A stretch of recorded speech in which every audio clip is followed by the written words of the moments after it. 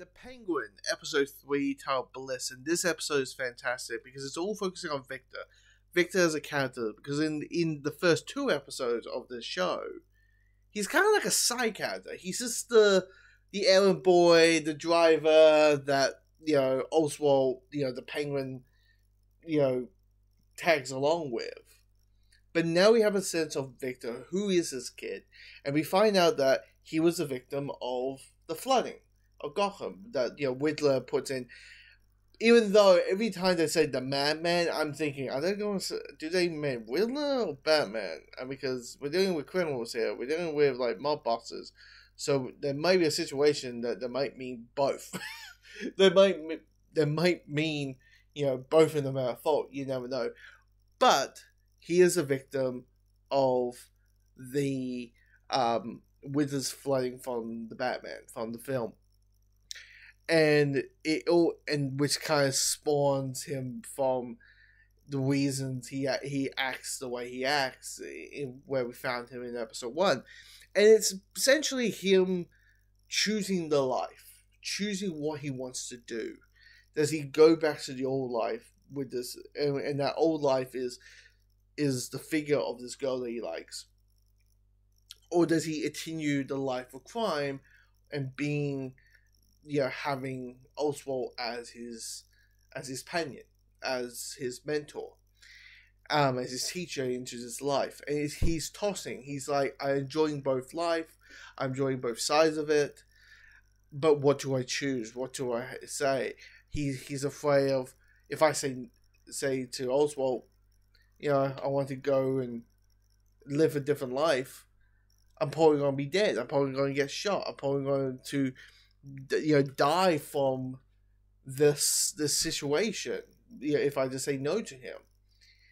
And it gives him all these complicated things that for us make us as the audience have a sense of what drives him, what his conflict. And as I said, his conflict is, which life do I choose?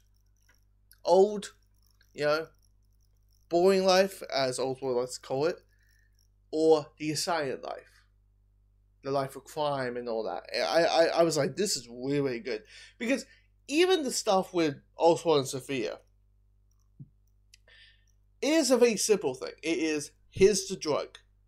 There's this new drug called Bliss that has been created in Arkham and is going to be forefronting in the streets of Gotham, and Sophia and also wants to be like the main makers of this new drug. So they go and hunt down and trying to get buyers and sellers and distributors to say, hey, who wants to make this? Who wants to help us? Who wants to have a cut of the products with us? Business deals and all that with this new drug. And with Blitz, I think naturally when you hit Arkham, I'm thinking, what is this going to be? Like fear toxin, early Venom, Joker toxin. What is it? What technically is it? And the moment you see a mushroom, and the mushroom is the drug, and not the mushroom itself, but on the top of the mushroom, naturally we all go down to Pamela Isley. Are we hinting that she's around? Are we hinting that she's the one creating the drugs? Is she? Are we doing that? Are we doing that? Which is kind of weird because I don't know, how do you do, if there is a possibility that we walk into the Batman 2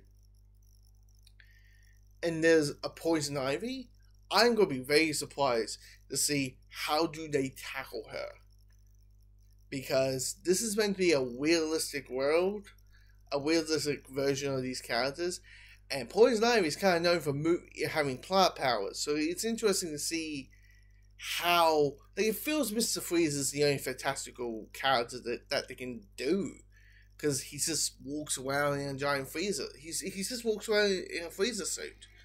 So anytime I see a sense of a supernatural villain, I just go, how I like to. How do you do Poison Ivy as a realistic character? Unless you just make a drug dealer who has like idea plants. But naturally, this new drug, is linked to plants, which of course makes us all linked to Poison Ivy, of course.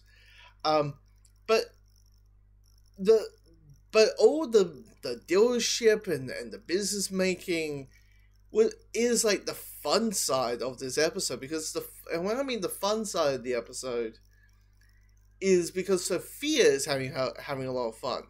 Like if it always involves her kick the door in and catching Johnny V, a guy that she hates hates his guts, like hates his spine and all that, sleeping with her uncle's wife.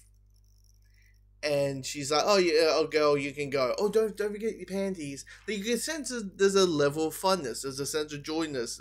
She is having fun with the deals and the twists and the turns and the playing of the chesses of the business making, or the things that's going to make the business stuff happen.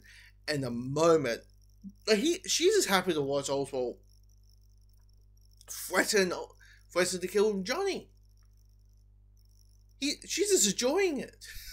Just like, yeah, I'm just gonna let you murder away, Mr. Carter Putt. Just gonna murder away. But yeah, this episode is really strong. This is a really strong episode. Probably the best episode of the season so far. We only got 5 episodes. Wait, 4, 5, 6, 7, 8. We got 5 episodes left. So, we all know now the plot is going. Next week we're on the halfway point. Let's see how we go there. Let's see how this gang war amends and closes and all that. But I will end off with this.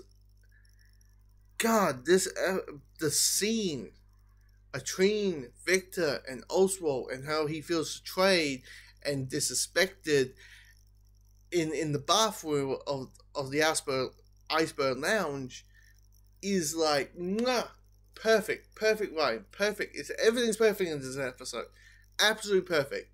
Anyway, comment below, let me know your thoughts of the episode.